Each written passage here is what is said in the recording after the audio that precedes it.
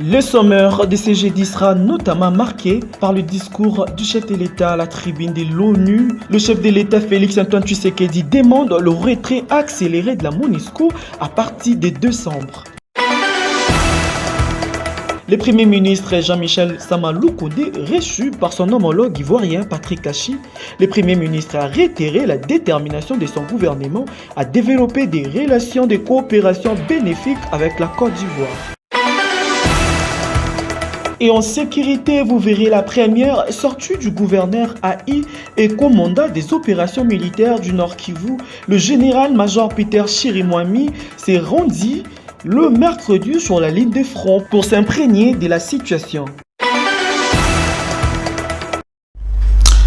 Si vous nous rejoignez, vous êtes sur Media Business Télévision. Après plus de 2 décennies de présence de la MONUSCO en République démocratique du Congo, il est temps pour la RDC de prendre pleinement son destin à main et il a demandé le retrait accéléré de la MONUSCO à partir de décembre. Tels étaient les propos du président de la République démocratique du Congo, Félix-Antoine Tshisekedi, à la 78e tribune des Nations Unies.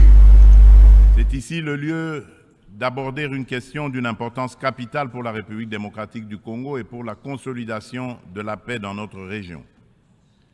Il s'agit du retrait de la mission de l'Organisation des Nations Unies pour la stabilisation en République démocratique du Congo, la MONUSCO en sigle, de notre territoire. Après plus de 2 décennies de présence, il est temps pour notre pays de prendre pleinement son destin en main et de devenir le principal acteur de sa propre stabilité. Nous sommes reconnaissants envers la communauté internationale et les Nations Unies pour leur soutien et leur partenariat, mais nous sommes également conscients que le retrait progressif de la MONUSCO est une étape nécessaire pour consolider le progrès que nous avons déjà réalisé. Cependant, il est à déplorer que les missions de maintien de la paix déployées sous une forme ou sous une autre depuis 25 ans en République démocratique du Congo n'aient pas réussi à faire face aux rébellions et conflits armés qui déchirent ce pays et la région des Grands Lacs, ni à protéger les populations civiles. Aussi, le projet de retrait échelonné, responsable et durable de la MONUSCO, annoncé depuis 2018 et dont le plan de transition a été adopté en 2021, devient-il anachronique au regard de l'évolution des contingences politiques, sécuritaires et sociales actuelles, qui a adressé un courrier au président du Conseil de sécurité des Nations Unies en date du 1er septembre 2023, sollicitant l'accélération du retrait de la MONUSCO. Toujours à la tribune de l'ONU, le chef de l'État Félix-Antoine Tshisekedi a réaffirmé le mercredi à New York, aux États-Unis d'Amérique, son engagement à tout faire pour que la Commission électorale nationale indépendante organise les élections générales à temps dans les meilleures conditions possibles. On l'écoute. Pour conclure, je voudrais confirmer une fois de plus qu'à la fin de cette année, des élections générales seront organisées en République démocratique du Congo dans les institutions à mandat électif jusqu'au niveau des communes. En vue de garantir leur succès, toutes les parties impliquées se mobilisent activement. La Commission électorale nationale indépendante, la CENI, a déjà convoqué le corps électoral et publié les listes des candidats pour les législatives nationales et provinciales ainsi que les municipales. Des dispositions sont prises pour assurer la transparence, l'inclusivité, l'égalité des chances et la crédibilité des prochains scrutins. Des invitations ont déjà été lancées aux institutions internationales et organisations non gouvernementales spécialisées en la matière pour mandater leur mission d'observation électorale afin d'accompagner le processus et d'aider l'État congolais à consolider sa jeune démocratie. L'ONU est invitée aussi à y jouer un rôle important par ses institutions spécialisées. Le gouvernement congolais remercie déjà celles des institutions et ONG invitées qui sont déjà à pied. Le Premier ministre Jean-Michel Sama Lukonde a été reçu par son homologue ivoirien Patrick Achi. Le Premier ministre a réitéré la détermination de son gouvernement à développer des relations de coopération bénéfiques avec la Côte d'Ivoire. C'était le mercredi 20 septembre. On l'écoute. En séjour de travail à Abidjan, en Côte d'Ivoire, où il prend part à la 9e édition du Forum économique Makutano, le Premier ministre Jean-Michel Sama Lukonde a rendu une visite de courtoisie à son homologue ivoirien, Patrick Achi, avec qui il a poursuivi les échanges déjà entamés à Kinshasa en juillet dernier pour le renforcement de la coopération entre la République démocratique du Congo et la République de Côte d'Ivoire. Fait confiant à la presse au terme de ces échanges. Le chef du gouvernement congolais s'est exprimé. Tout d'abord, je voudrais mentionner qu'en premier lieu, je suis venu transmettre des salutations de son Excellence Félix Antoine Tshisekedi Tshilombo, président de la République démocratique du Congo, à son frère et homologue à travers le Premier ministre Patrick Achi, toutes ces salutations, le président Alassane Ouattara. Et c'était aussi pour moi, à l'occasion de cette venue, où nous sommes venus encourager, bien sûr, le secteur privé, qui a un forum ici de rencontres d'investisseurs, tant de la République démocratique du Congo que de la République de Côte d'Ivoire et finalement du continent africain, ici à Abidjan, ville sœur de la ville de Kinshasa. Pour sa part, le Premier ministre ivoirien Patrick Achi s'est montré ouvert et très disponible à bâtir avec la RDC des relations de coopération économique bénéfiques. Il a par ailleurs encouragé le secteur privé de la RDC et de la Côte d'Ivoire. Que pour la télévision de la République démocratique du Congo, je ne vais pas reprendre donc les propos de mon frère sur, bien sûr, le renforcement des relations entre nos deux pays à travers nos deux chefs d'État respectifs. Il en a déjà fait écho, mais dire que quand on regarde effectivement le monde francophone sur le continent africain, la Côte d'Ivoire et le Congo sont certainement deux centres névralgiques essentiels qui, s'ils savent unir ce qu'ils ont en commun, sont capables de réaliser des choses importantes et faire rayonner le continent tout en faisant bénéficier leur population des avantages de ces acquis-là. A déclaré le Premier ministre Patrick.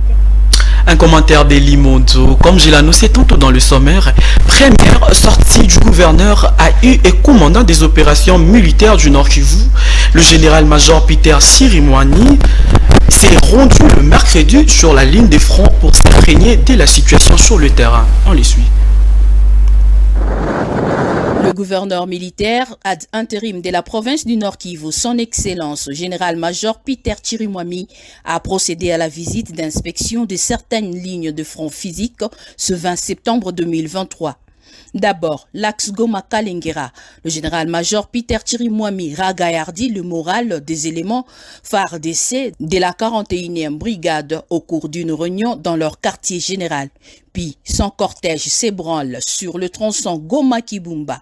Dans tous les cas, les chefs des opérations militaires au Nord Kivu procèdent à un briefing avec les commandants des unités déployées, mais aussi les services spéciaux. Ils posent des questions sur la logistique et la tactique. Enfin, ils procèdent à des réaménagements. Tout cela pour rendre compte à la haute hiérarchie. Ça veut dire que je suis en train de matérialiser la vision de l'autorité suprême qui m'a été transmise par les billets du chef d'état-major général, en passant par le vice-premier ministre de la Défense. Ils m'ont demandé que la priorité, c'est venir voir comment se comportent nos hommes à la ligne de front. Même si nous sommes dans une situation de cessez-le-feu, il fallait que je me rassure que nous sommes prêts. Le chef des opérations se veut respectueux du cessez-le-feu instauré par le chef des États membres de la communauté de l'Afrique de l'Est. Vous savez que l'armée, c'est l'instrument de la politique. Nous nous comportons en fonction des instructions du politique. On ne nous a pas demandé de venir attaquer, on nous a demandé d'observer le cessez-le-feu. Si les M23 tiennent à violer le cessez-le-feu, c'est leur problème. Ça sera vu devant tout le monde et au niveau international qu'ils ont violé le cessez-le-feu. Mais nous, de notre côté, nous faisons notre travail en respectant les instructions de la hiérarchie. À la question sur la cohabitation civilo-militaire, voici ce que répond le général-major Peter Chirimwami. Il y a eu des incidents entre les Congolais et nous pouvons corriger des erreurs entre nous. Et c'est pour cela que j'ai été dépêché par la hiérarchie pour qu'avec la population, nous puissions développer une approche qui va changer la perception. Le chef de l'exécutif provincial au Nord Kivu a bouclé cette sortie au centre de coordination conjointe des opérations militaires. Maître et analyste politique Didier Condé salue les discours du chef de l'État à la 78e session de l'Assemblée générale des Nations Unies sur l'embargo militaire des États-Unis d'Amérique au Rwanda et félicite les présidents pour sa détermination à faire une diplomatie agissante. Suivez. Je suis très content du discours prononcé cette nuit à 21h de Kinshasa, à New York, par Félix Antoine Tshisekedi Tshilombo, notre chef de l'État, président de la République. Je suis un enfant de Dieu. Je commence par rendre hommage à Dieu, qui dit dans Ecclésiaste 3:11 que Dieu fait chaque chose belle en son temps. Donc avec Dieu, il n'y a pas de surprise. Dieu a déjà programmé jusqu'à ce que son calendrier soit respecté, que le résultat escompté arrive. Le pays a connu beaucoup de difficultés, des agressions qui ne disent rien, que nous ne comprenons pas, dont nous ne savons pas pour quelle raison. Elle continue d'exister, plongeant le pays dans beaucoup de dépenses pour mettre fin à ces agressions-là, dans le but de donner la paix au peuple congolais de cette partie de la République, l'Est du pays. Voilà qu'un accomplissement du plan de Dieu, Dieu savait. En cette période, la RDC devait avoir Félix Antoine Tshisekedi Tshilombo comme chef de l'État pour qu'il défende valablement les intérêts de la RDC et qu'il obtienne des choses beaucoup plus importantes pour le pays. N'oublions pas que la RDC avait été sous l'embargo. Les réactions continuent autour du discours du chef de l'État Félix Antoine Tshisekedi à la tribune des Nations Unies autour de l'embargo militaire des États-Unis d'Amérique au Rwanda et aussi autour du processus électoral. C'est autour du candidat député provincial de Mongafula, M. Moïse Kayongo. On l'écoute. Je pense que par rapport à le discours du chef de l'État à l'Assemblée générale des Nations Unies, concernant la cessation, soit l'embargo à la coopération militaire au Rwanda, je pense que pour nous c'est une bonne chose. C'est une bonne chose, vraiment, je reçois cette information. Et je pense que notre pays a eu beaucoup de temps de souffrance. Nous avons perdu des millions et des millions de Congolais concernant cette guerre de Rwanda, puisque Maintenant, les gens commencent à comprendre qu'au lieu d'entrer dans une fenêtre, il faut entrer par la porte. C'est ce qui est vraiment salutaire pour le moment, vraiment. Pour concernant la diplomatie, Fachi Beton, coup de chapeau. Là, vraiment, la diplomatie a reçu, puisque les États-Unis a donné l'embargo pour la coopération militaire avec les Rwandais. C'est ce que nous souhaitons. Nous ne voulons pas que ça soit seulement un discours, nous voulons que ça soit une réalité. Puisqu'il y a beaucoup de décennies que nous souffrons en RDC. Les gens ne comprenaient pas. Mais, vu les discours, vu ce que nous sommes en train de déplorer chaque jour, je pense que beaucoup de monde commence à comprendre. C'est pourquoi ils ont commencé à prendre les décisions pareilles. Parce que depuis longtemps, il y avait des discours, mais il n'y avait pas de décisions. Mais aujourd'hui, nous commençons à voir qu'il y a des décisions qui commencent à tomber. Prenons l'exemple d'hier. Les États-Unis ont pris l'engagement de cesser la coopération militaire avec les Rwandais. C'est une bonne nouvelle. C'est une bonne chose. Nous encourageons cette initiative. C'est ce que nous sommes en train de dire plutôt que non. Coup de chapeau à notre président de la République, Fachi Beton, pour sa diplomatie qu'il est en train de mener pour notre pays. Je pense que pour les élections, je n'ai pas de commentaires à faire puisque le chef de l'État était clair.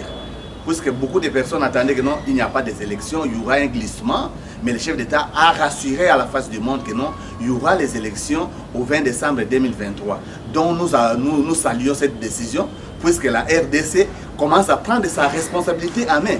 Nous sommes un État souverain, un État indépendant. C'est pourquoi le président a assuré à la face du monde que non, il y aura les élections. Nous appuyons, nous acceptons ces idées. Ce n'est pas si mauvais, il faut qu'on aille aux élections, parce que les élections c'est pour 5 ans. 5 ans, il faut passer aux élections. Le président ne veut pas qu'on puisse lui traiter que non, il était incapable de faire ça. Il a expliqué à la face du monde que non, il y aura bel et bien les élections à des...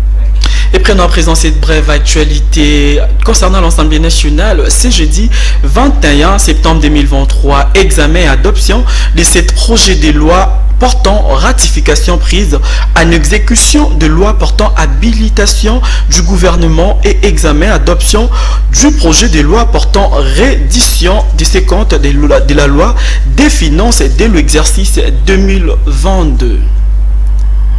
Ensuite, le président de l'Assemblée provinciale de Kinshasa, Godem Poyi, a adressé au gouvernement de la ville, Jean Tiningo Bila, une correspondance lui demandant la révocation dans 72 heures du ministre des Finances et la commissaire en charge de l'environnement, du directeur général de la direction générale de recettes de Kinshasa et celui de la direction générale de la publicité extérieure de Kinshasa, DGPEC en sigle, sur décision de la conférence des présidents. Suivez. Une correspondance a été adressée au gouverneur de la ville de Kinshasa, Jean Tiningo Bila, par le président de l'Assemblée provinciale de Kinshasa, Godem Poyi. Nous lisons entre les lignes. Par la présente, je me fais l'honneur de vous approcher pour ce dont l'objet est signalé en marge. En effet, à l'issue de la conférence des présidents qui s'est tenue en ce vendredi 15 septembre 2023, la majorité des députés provinciaux présents à la dite conférence ont fait un constat amer ci-après. Les ministres des Finances et de l'Économie, le directeur général de la Direction générale des recettes de Kinshasa et le directeur général de la direction publicité extérieure de Kinshasa n'arrive plus à mobiliser les recettes de la ville, privant ainsi l'exécutif provincial ainsi que l'Assemblée provinciale de Kinshasa des moyens de leur politique. Le ministre provincial en charge de l'Intérieur n'arrive pas à juguler les enlèvements et résurgences du phénomène Kuluna, une situation qui a créé une insécurité jamais égalée dans la ville de Kinshasa.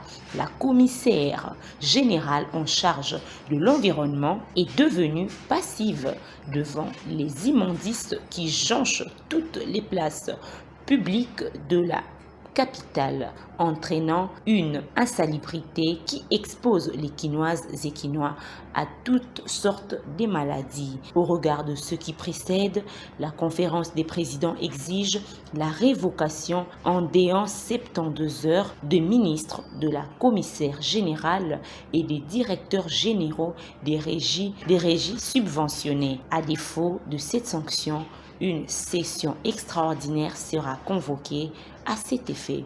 Agréez, monsieur le gouverneur, l'expression de mes sentiments patriotique, l'honorable Mpoïka.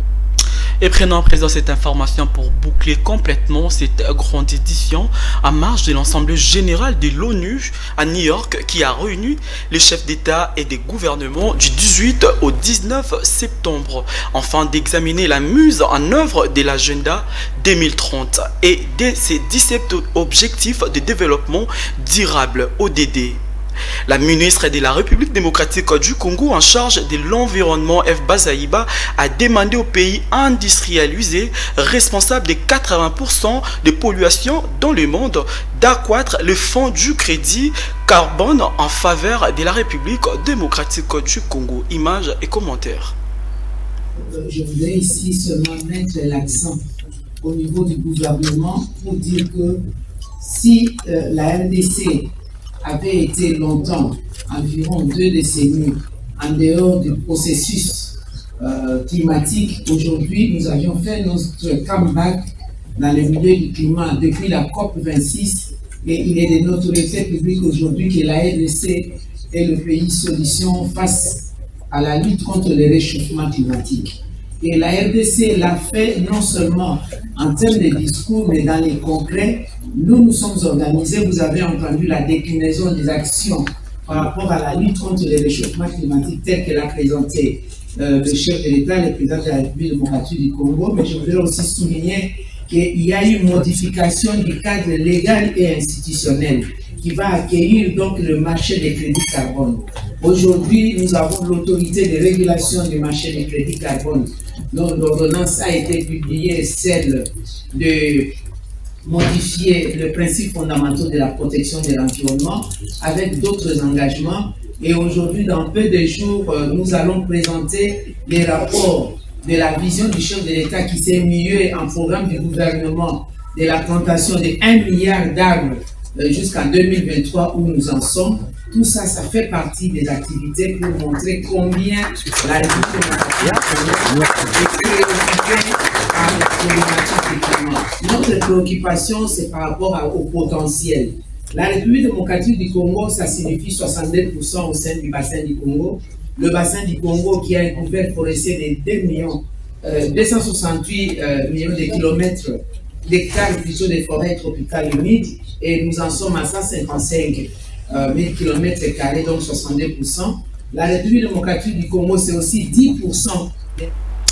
Et c'est après cette information que nous mettions un terme à cette grande édition. Mais avant de nous quitter, je rappelle ce qui a été les principaux titres.